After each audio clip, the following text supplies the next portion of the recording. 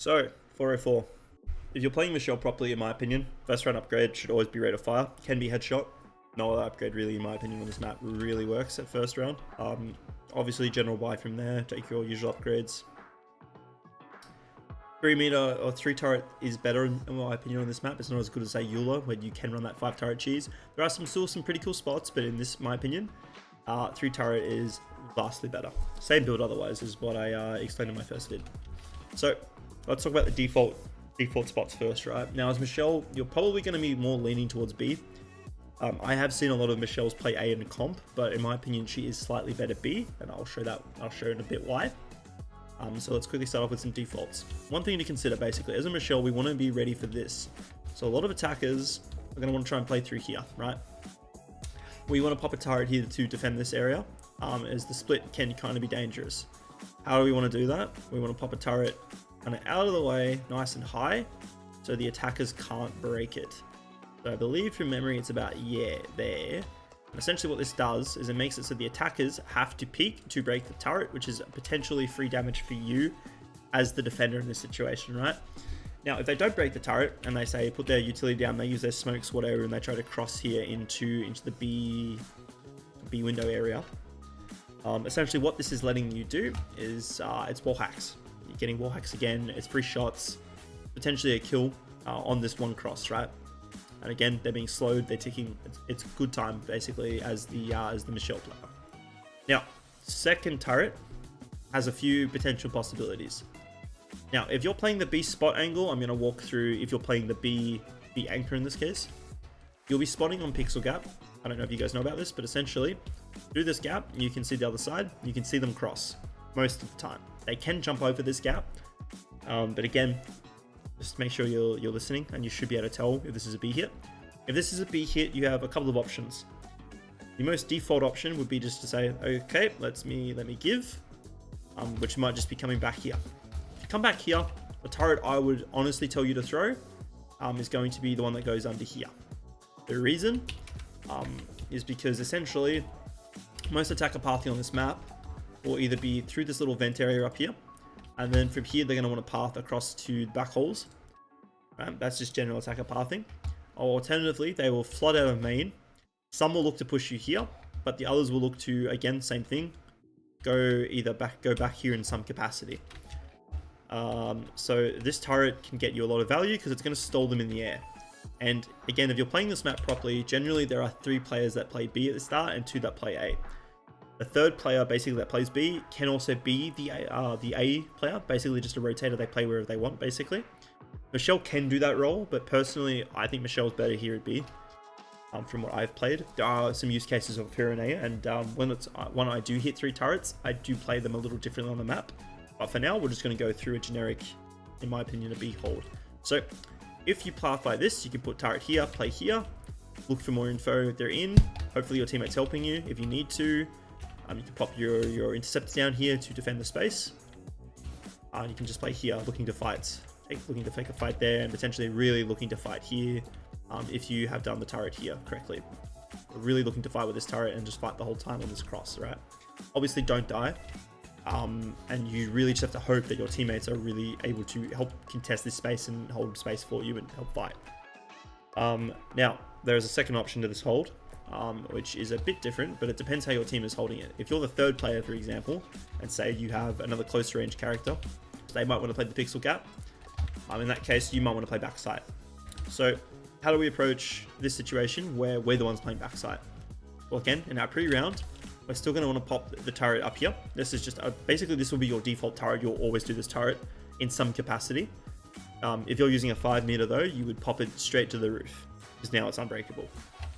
But you'd pop it, you'd change where this is sat. Your other turret, in this case, if you wanted to hold this back hold area, I'd pop it somewhere like this. Might sound odd, but the reason this is a good turret is because essentially once they get to this point, they clear the corner, they're getting stunned, and well, I haven't really gotten into the peeking system, but this is a left-hand peek, and even if they ADS it, this is a really rough fight because of the stun and everything. Meanwhile, you're sitting on a really favorable right-hand peak, which you can control the distance on. This is really strong for you, and this should just be free kills, especially if you are playing a full setup where this is a 1-3. You just print here. This should just be, this is your hideout round type thing, right? Obviously you do have to be careful about a few things, like for example, them just smoking you out like crazy, using like, I don't know, like a loin knife underneath you, potentially looking to split you with a jump up. That is terrifying. But this turret just lets you hold this space, in my opinion. In this case, can go to A. Specifically go here.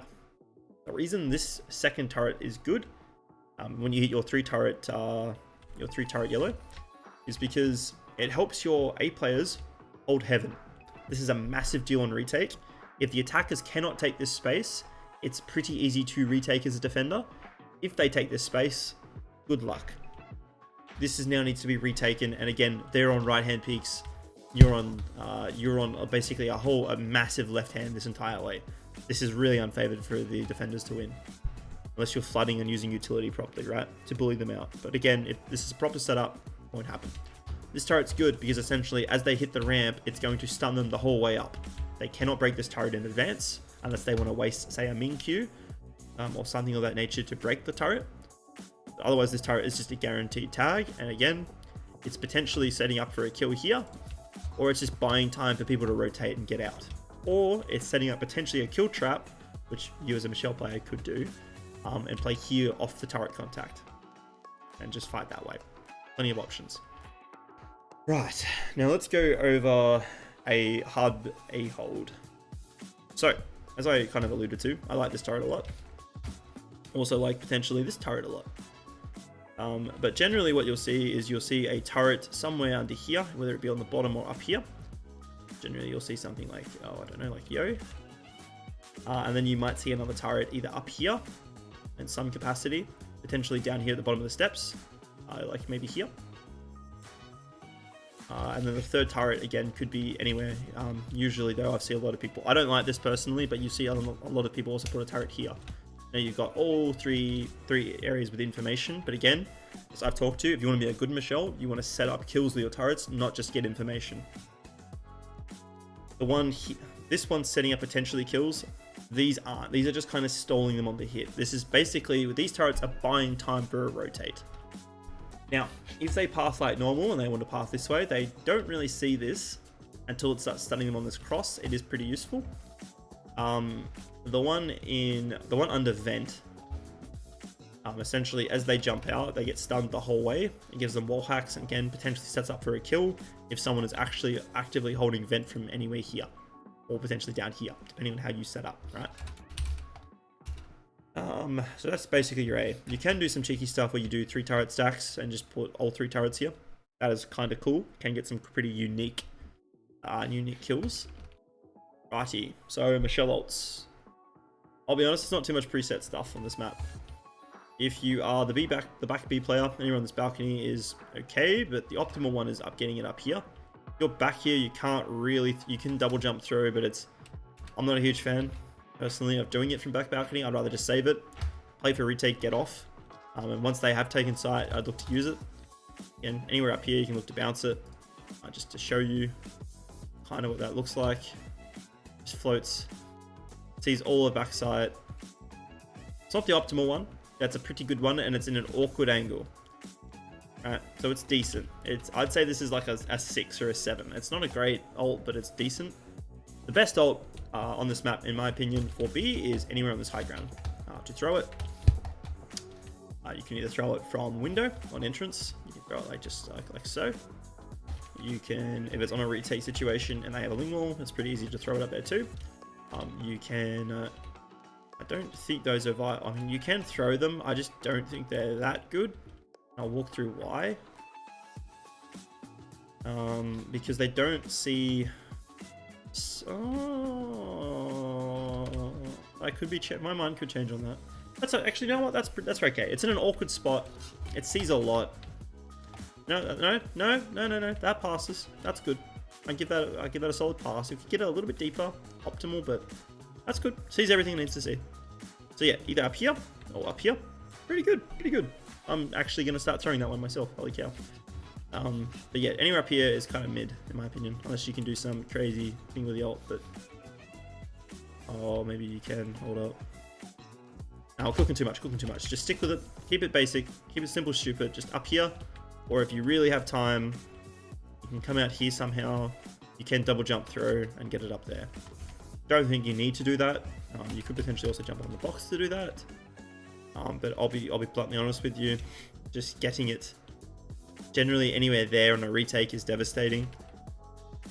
So yeah, that's basically the Michele ults at B. Let's quickly go over A.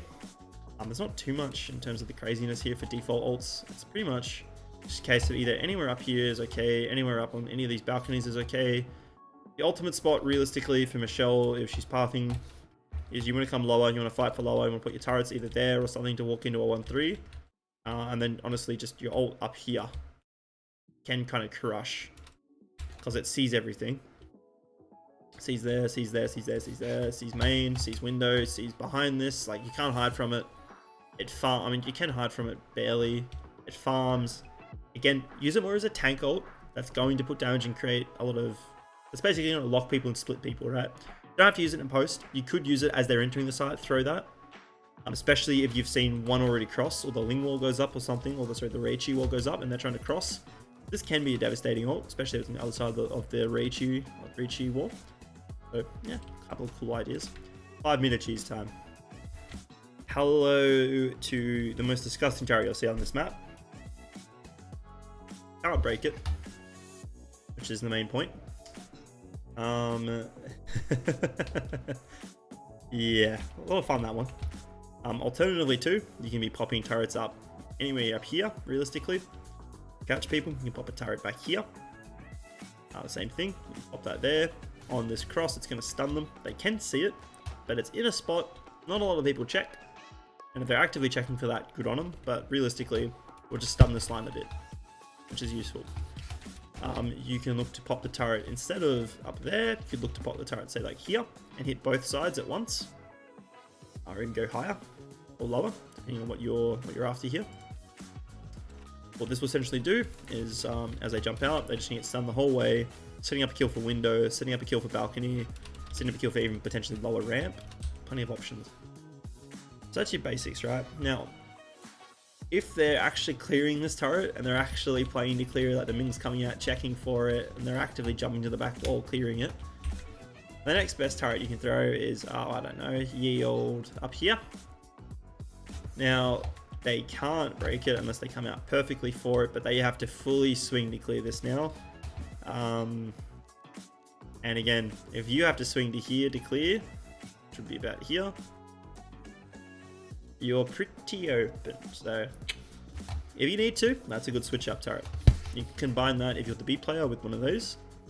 Really busted. It's really, really annoying. Let's talk A. So A turret. What you can look to do, again, just roof the turret. They cannot break this. They can break this one. Hold up. They can break this, but it's awkward to break. You can also look to put a turret, say here, so it hits both entrances of when they're trying to enter the site. So if they run down this path, they'll get tagged. If they run down this path, they will get tagged. And they have to full swing to break, but they also, as soon as they swing, they're in range. Even to here, they're in range. Really nice turret. Personally, I don't like that turret anymore. You can also look to do some funky stuff up in the corners or up on the bottom and stuff like that. Like 5-meter is more for a B thing in my opinion than an A thing, but they are funky at A and you can do some cool stuff if you know what you're doing with them. So, but yeah, that's basically 404 in a nutshell though. I don't think there's too much else really I've missed. But essentially, please remember as always, every Michele needs to know this. You need to adapt your setups. Defaults are cool, but you cannot do the same turret every time because they will get countered and then your character will lose value. You need to keep it fresh, you need to keep it dynamic, you need to adapt to what your enemy are doing and then make adjustments really to how you're going to set your turrets up from there. Anyway, that is 404 in a nutshell. So I'm going to pass it off here. We're going to end off.